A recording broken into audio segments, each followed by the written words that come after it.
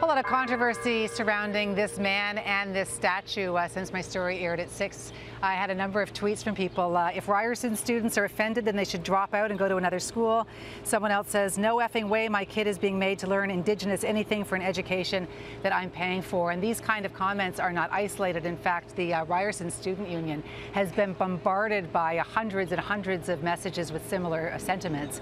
I had a chance to speak to an Indigenous student from Ryerson earlier today about why she found the statue and this man, Egerton Ryerson, so offensive. Indigenous students shouldn't have to walk beside a statue that's glorified by the man who was one of the founding forefathers of their demise. He made the, I guess, the framework as to what would go on in these residential schools. In his decisions, he went from a British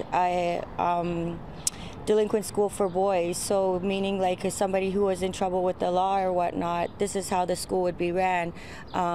Furthermore, they decided that no Indigenous person should have an education over grade 3, and that we should be trained to become servants and farmers. The argument against taking down that statue or renaming the school is that you're essentially erasing history by doing that. Is there a compromise where a plaque could go up on top of the statue as well to sort of clarify who he was?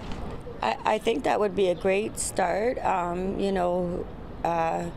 Maybe not all the demands will be met, and I'm ready to accept that. Indigenous students are ready to accept that. Why do you think there's so much anger towards this suggestion of changing the name or removing the statue?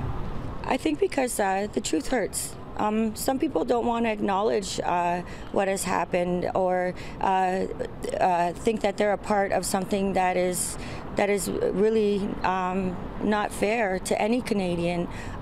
So yeah. Does it hurt to read that? It hurts me, but it also empowers me to keep walking forward in a good way and making sure that my Indigenous people's voices are being heard. Now, the Ryerson Student Union sort of triggered all of this controversy when they demanded a list of demands, including that the statue be taken down and that the name of Ryerson actually be changed. But it turns out that only 2 members of the board were behind that call. And now, late this afternoon, the Student Union has sent out a release with a majority of board members signing it, saying that they want to have another meeting about this at the end of July to re-examine that idea.